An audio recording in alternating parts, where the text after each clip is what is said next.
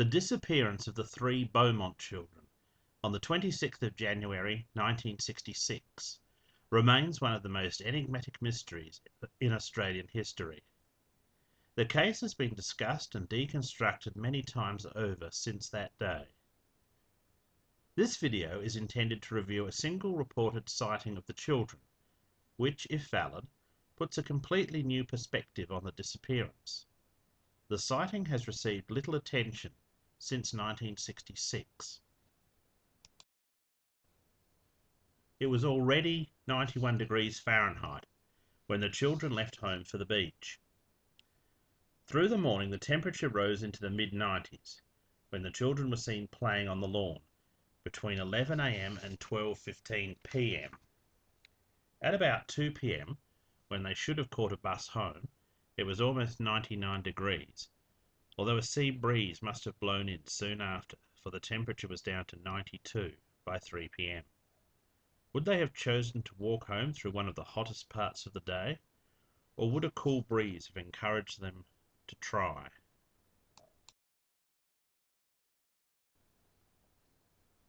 Ray William Gunner Kelly worked in the mines of Broken Hill as a teenager in the early 1920s, then became an itinerant worker on cattle stations in New South Wales and Queensland, before joining the New South Wales Police in 1929.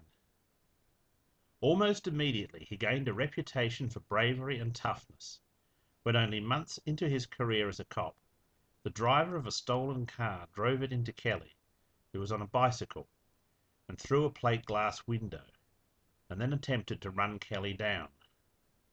The young cop fired 5 shots at the car, killing one man and injuring the other 2, thus earning his nickname of Gunner. Yet brave as he was, and good at his job, he received 8 commendations in his career. Kelly is a problematic figure. He was not just a corrupt cop. According to the 1997 Wood Royal Commission into Police Corruption, he was one of the most corrupt policemen in Australia, and all too willing to break the law to get results. He had a second nickname, which was Verbal, for his habit of framing those he arrested to get convictions. Can we trust the word of a man who would lie to get a result? Kelly's last triumph was the capture of Victorian prison escapees Ronald Ryan and Peter Walker in January 1966. They had fled to New South Wales for refuge, but one of Kelly's informants, probably crime boss Lenny McPherson, gave them up. Ryan in 1967 became the last man hanged in Australia. In February 1966, soon after his retirement from the police force, the Sydney Sun newspaper hired Kelly as a private investigator. His first case was the Beaumont disappearance. He flew to Adelaide and stayed for 2 days, from the 10th to the 11th of February. He was welcomed by local police and attended a dinner with senior police on the first night. On the second day, he spent time interviewing neighbours and looking for leads. He brought the Boundary Road sighting to attention, and believing he could do no more to progress the case, returned home to Sydney. He died in 1977, no doubt wealthy, of his piece of the action in illegal casinos in his home state. They arrived here in Mosley Street about 10:15 a.m. I would have walked down Jetty Road to Mosley Square and the foreshore beyond. Oddly, there seem to be no reports of sightings of the children in the first 45 minutes.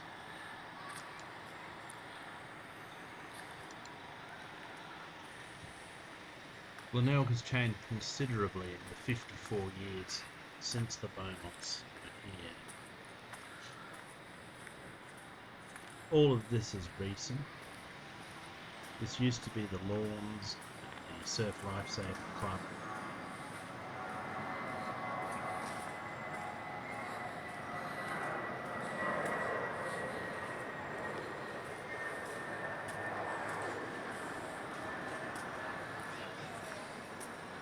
The whole area has changed a number of times since 1966. We're along the back of the community centre there. Collie Reserve is still somewhat similar.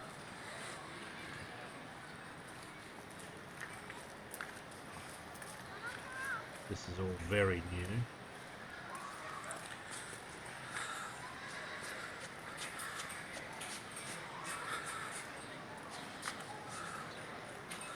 As we come down here, the building on the left is the back of the Glenelg Town Hall.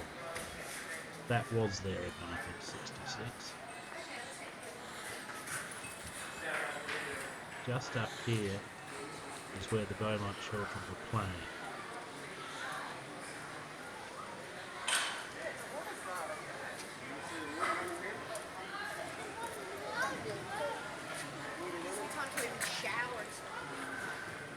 There was a building there.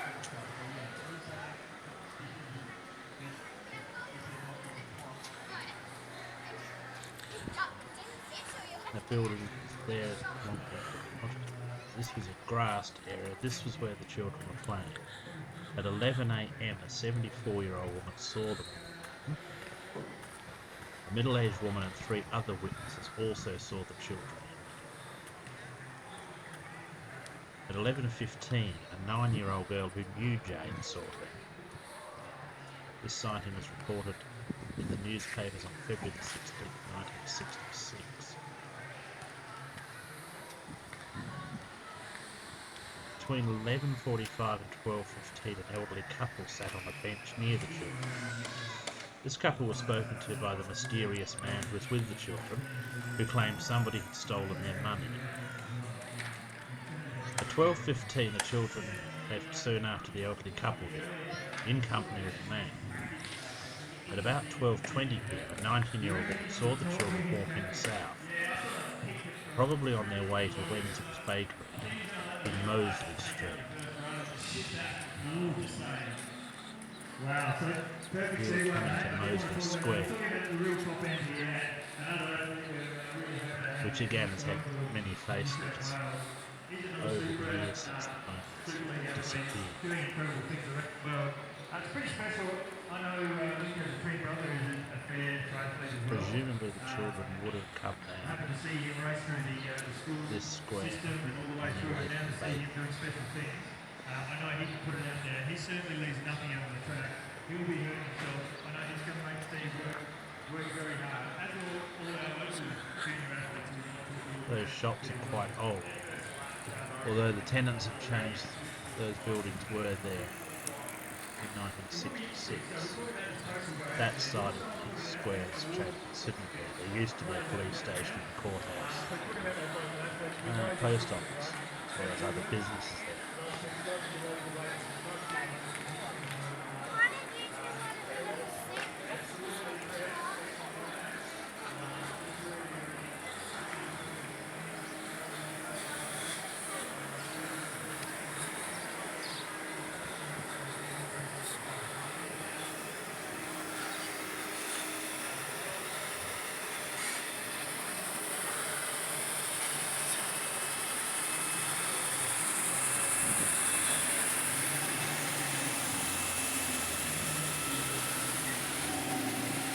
Mosley Square is here at the junction of Decky Road and Collie Terrace.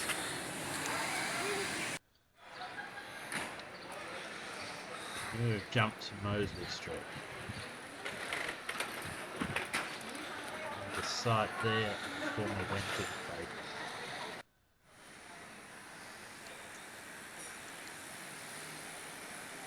Here things seem to get hazy. It seems to have become an established fact the children spent a £1 note in the shop. They spent paper money, but it could have been a 10-shilling note. Regardless, they had left home only with coins. Their purchase also seems a point of contention. According to one report, they purchased 5 pasties, a pie, 6 finger buns, and 2 bottles of Coca-Cola. If they were buying food and drink for 6 people, this lends support to a sighting of 3 children with 2 men and a woman in Augusta Street at about 1:30 p.m. A postman who delivered mail to the Beaumont house had seen the children that day, and they had spoken to him, calling out it was Mr. Patterson the postie, but he was never certain if he saw them at 1:45 p.m. or 3 p.m. If he saw them unaccompanied at 1:45 p.m. in Jetty Road, it conflicts with the 1:30 p.m. sighting, or at the very least shows the children had parted ways with the adults very soon after. If the sighting was at 3, it conflicts with the Boundary Road sighting, but makes even less sense if we presume the adults at 1:30 were abducting the children. If they were in Jetty Road at 1:45, presumably they would have been heading for the bus stop. If they missed the bus or did not have enough money for their fares, would they have walked home? It is about 1 mile from their home to the top of Jetty Road, through very pleasant streets. Although it was hot, they used to walk down Boundary Road and Wee Street to reach Somerton Beach. Walking slowly, they could have arrived at Boundary Road by about 2:45 p.m. So this is the other end of Mosley Street, and here we are at the end of Boundary Road.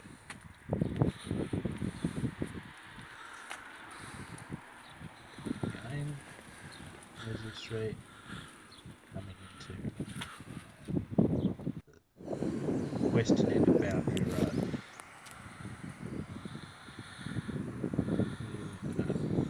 East Partridge Street meets it. It was between here and Brighton Road. I'm not exactly sure of where the stables was. The houses on the corner were here in 1966.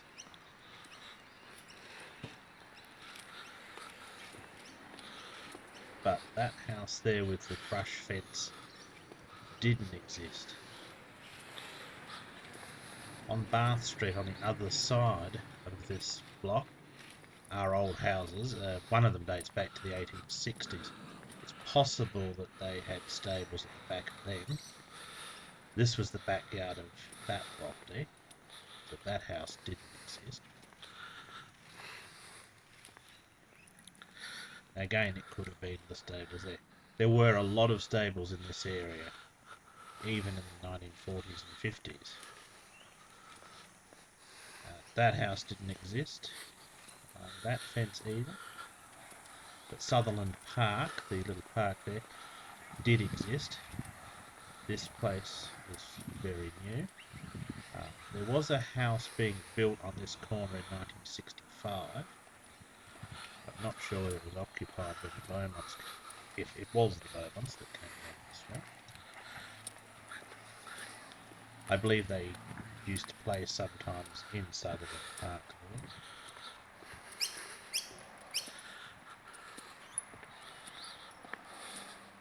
Getting closer towards Brighton Road there. That house on the corner existed in 66.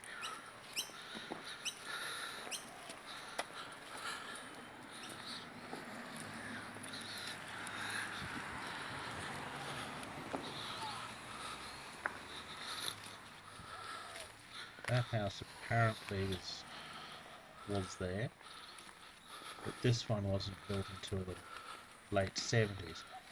Possible that this area is where the stables was.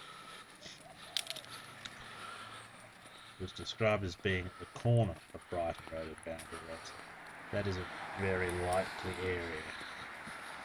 And this was part of the car yard, which was on the corner. So it was somewhere in this area where the woman saw the 3 children at night. If it was the Beaumont Children, we'll now see just how close they would have been to home.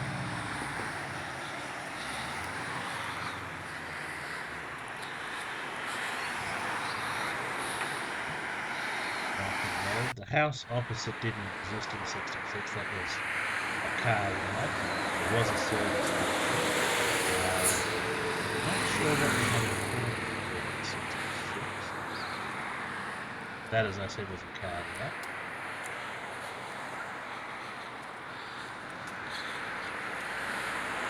house was part of the town.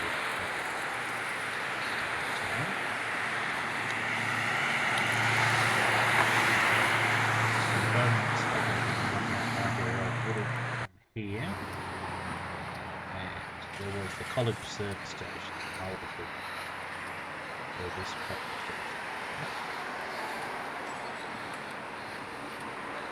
We'll come down this street.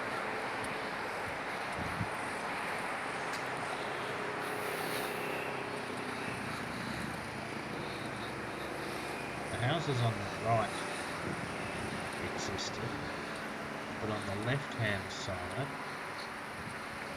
after the service station, there's a block of units which didn't exist in '66.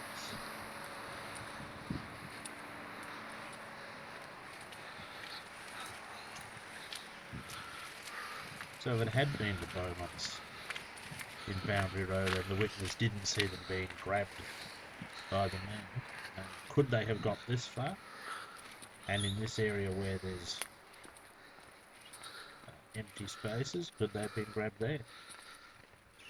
Who knows?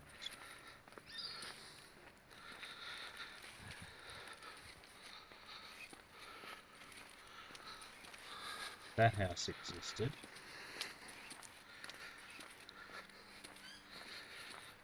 But next to it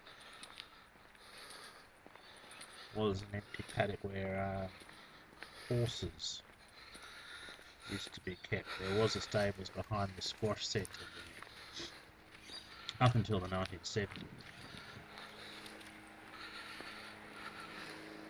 So that was an empty field with a tin fence.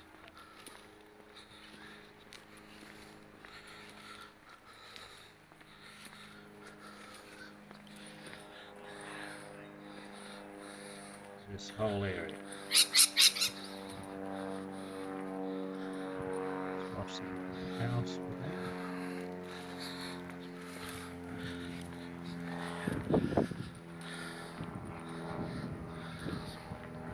And once we get past this area where the horse field was, the next three houses were all being built in 1965. They were occupied by 1966, but I'm not sure when during 1966 they became occupied.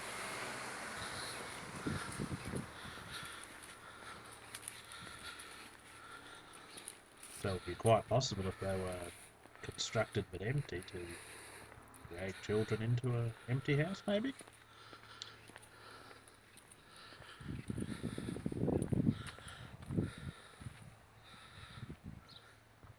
Was a single house on where that house was.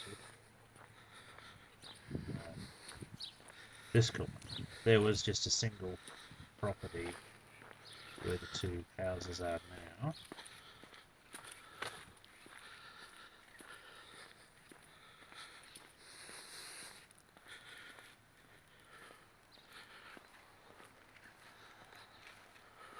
And that house was a doctor's surgery in 1966.